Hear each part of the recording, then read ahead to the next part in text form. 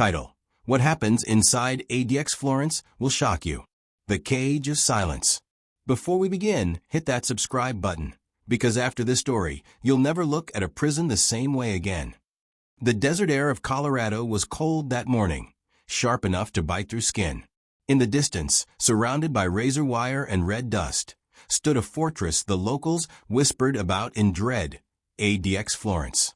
The most secure prison in America. A place so isolated that even silence seemed to scream. On the highway leading to it, a black armored van sped through the dawn haze. Inside, shackled at wrists and ankles, sat Marcus King Delaney, once a powerful drug lord who ruled the streets of Chicago. Now, he was being transported to the one place designed to erase men like him from existence. He had been convicted on multiple counts of murder, conspiracy, and racketeering, but it wasn't the conviction that made his name echo through courtrooms. It was what he'd done before his arrest: dismantled his own empire to save his teenage son from the same life. The streets called it weakness. The FBI called it redemption. But the judge called it 23 hours of isolation every day for life. As the van rolled through the massive gates, Marcus's eyes flickered toward the gray expanse of concrete and steel ahead. No noise, no faces, just endless corridors and the promise of silence. "Welcome to the Alcatraz of the Rockies," the guard muttered. "You'll fit right in." Inside, the reality hit him. Every sound was amplified, yet nothing human could be heard. Cells the size of bathrooms. Meals slid through slots like afterthoughts. Lights that never went fully dark. Even the guards moved like ghosts. Days turned into weeks. Weeks into a fog of sameness. Inmates never saw each other, but they communicated in ways the system could never stop. Knocks on walls. Scratches beneath bunks. Messages passed through ventilation grates. It was an underground network, a ghostly chain of whispers. And Marcus? He was listening.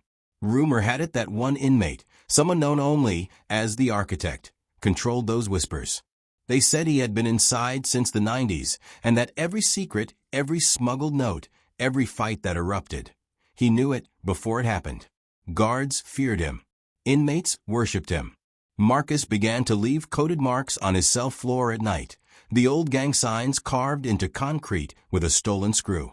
It was his way of sending a message. "I'm here." 3 nights later, an answer came. A small piece of paper appeared under his door. On it were just 4 words: "You don't belong here." From that moment, Marcus's cell became different. The lights flickered more than usual. The guards passed strange glances. The food trays arrived later and colder. Something in the air shifted, a quiet warning that ADX had noticed him. But Marcus wasn't one to stay quiet. He began documenting everything: every guard rotation, every flicker of power outage, every scream he heard through the walls at night. Soon, he realized something wasn't right. Prisoners were disappearing, quietly, without paperwork or explanation. The cells were being cleaned out overnight, their names erased from records. One evening, during his single hour of recreation, Marcus noticed a sealed wing across the yard. The windows were blacked out. A red light blinked above its entrance. No inmate was ever taken there, at least not one who came back. When he asked a guard what it was, the man only said one thing before walking away: "That's where they keep the ones who talk too much." That night, a new paper slid under Marcus's door. This time it wasn't a warning, it was a map. Hand-drawn, detailed, leading straight to the sealed wing. The handwriting was shaky, desperate. But the final line at the bottom sent a chill down Marcus's spine. It read, "They're building something down here, and it's not for us." The lights went out. A scream echoed through the concrete halls.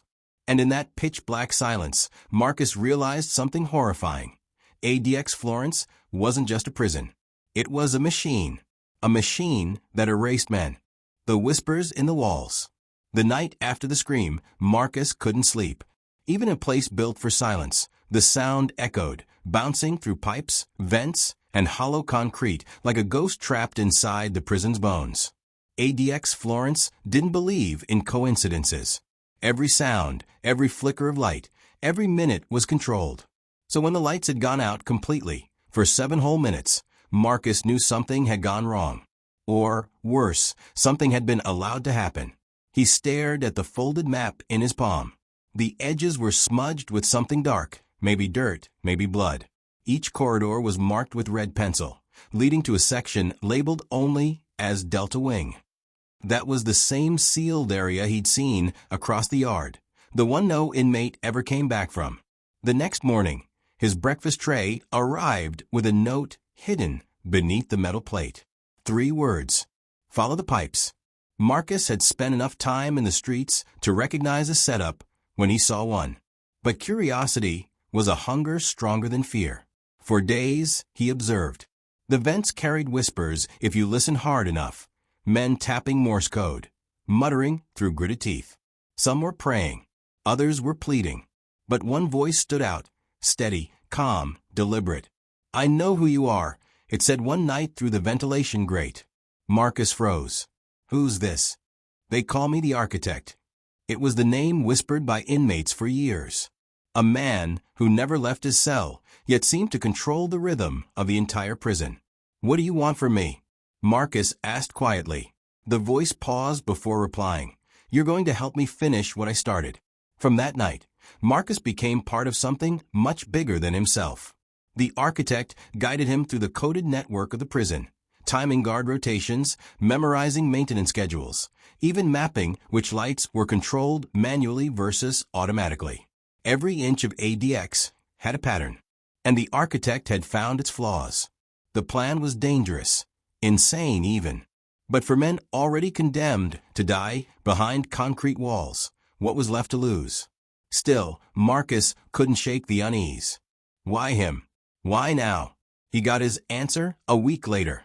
During yard time, a guard named Turner, one of the few who didn't treat the inmates like shadows, slipped Marcus a folded photo. Inside it was a blurry picture of a man in handcuffs being led through a hallway. The caption written in blue ink read, "Your brother, Delta Wing." Marcus's chest went cold. His younger brother, Darnell, had disappeared years ago. Word on the street was he'd been killed after a drug raid. But if this photo was real, he hadn't died. He'd been buried alive in ADX Florence. That night, Marcus confronted the architect through the vents. "You knew my brother was here." "I needed you to have a reason to look deeper," the architect replied. "Because what they're doing in Delta Wing, it's not imprisonment. It's experimentation." The next day, a lockdown was announced. A guard had gone missing.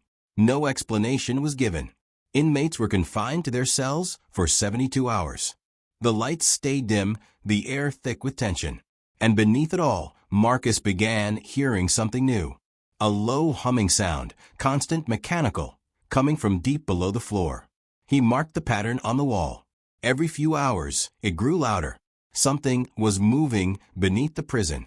On the 3rd night of lockdown, Marcus awoke to find another note slid under his door.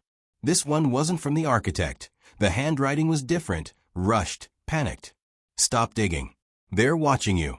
The architect isn't who he says he is." Marcus stared at the words, heart pounding. Suddenly, the whispers, the guidance, the map, it all felt like a setup. He shouted through the vent, "Who are you really?" But the vent stayed silent. Then, at dawn, the humming stopped. For the first time in weeks, total silence filled the prison.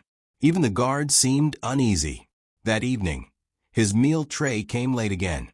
When he lifted the lid, he found something that didn't belong there, a torn piece of cloth soaked in what looked like oil or blood.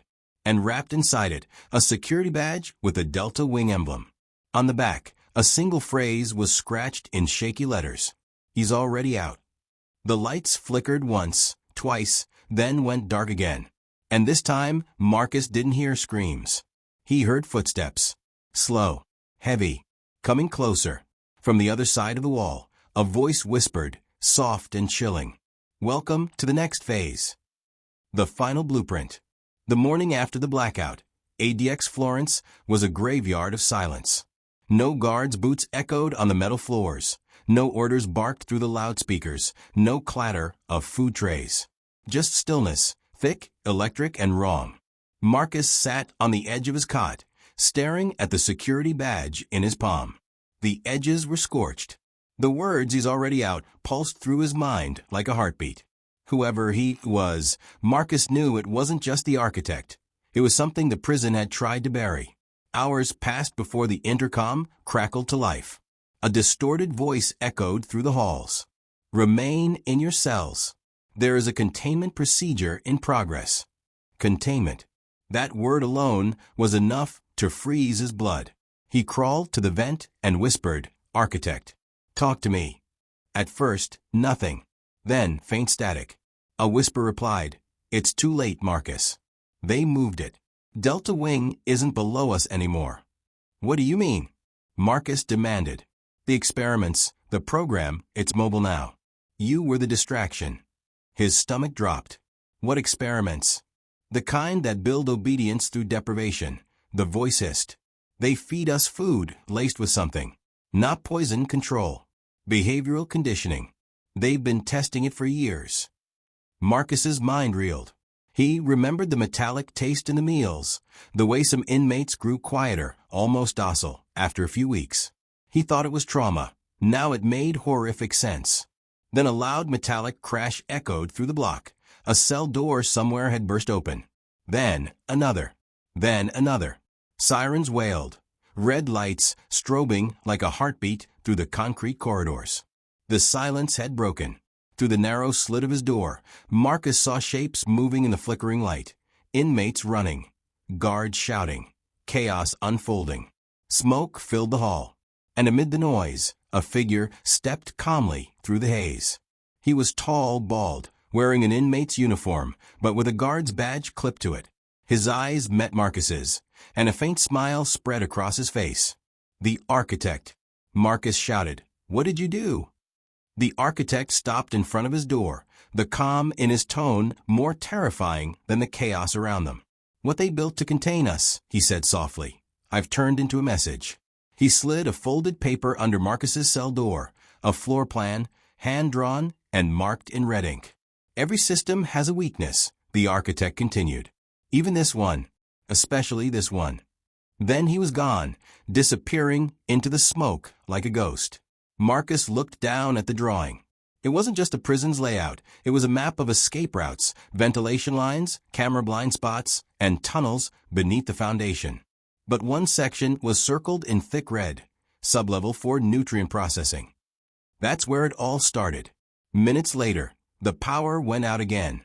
Marcus used the chaos to pry open his vent cover, crawling through the narrow passage, heart racing. The air was damp and hot, the metal walls humming with distant machinery. When he dropped down into sublevel 4, the smell hit him first, chemical, metallic, rotting. Rows of industrial vats lined the room, filled with a thick gray paste. On the wall, stamped in bold letters, U.S. Behavioral Correctional Research Program. Inside one of the vats floated something unrecognizable, chunks of what looked like processed food mixed with tissue. He gagged, backing away, realizing what the architect meant. They hadn't just been feeding prisoners, they had been using them. A sudden voice behind him made him spin. "Now you see why I couldn't tell you everything." The architect stood in the doorway, his face half lit by a flickering bulb. "You were the perfect subject," he said. "A survivor, a thinker, someone who could lead the next phase." Marcus clenched his fists. "You killed them. All of them." "No," the architect replied. "I freed them. From silence. From control. ADX wasn't a prison. It was a factory." The sound of gunfire erupted above them, guards storming the lower levels. The architect stepped closer, holding a keycard. "You can walk out of here with me, Marcus. Or die believing their version of the truth." Marcus's heart pounded. In one motion, he grabbed the architect's arm and slammed him into the wall. The keycard flew from his hand. The architect laughed, blood running from his lip. "You think destroying this will end it?" Marcus swiped the card through the terminal, setting the system to overload. Red lights blared as alarm screamed. Containment breach detected. The architect's smile didn't fade. "It's too late. The formula's already out there." Marcus hesitated, then pulled the lever, flooding the room with alarms and blinding light. The vats ruptured, liquid gushing like a wave. Steam filled the air. When the guards finally reached sublevel 4, the chamber was destroyed. The architect was gone. So was Marcus. Days later, the official report read, riot contained. No survivors. But a week after the incident, news outlets began reporting strange patterns. Small prison kitchens across the country shutting down after discovering contaminated food supplies. No explanation was given. No one claimed responsibility. And then a new anonymous message appeared on encrypted forums used by investigative journalists. It contained only one image, the floor plan of ADX Florence, and written across the top in bold red letters, "You can't cage what you've already fed." The post was signed with 2 words, "The Architect."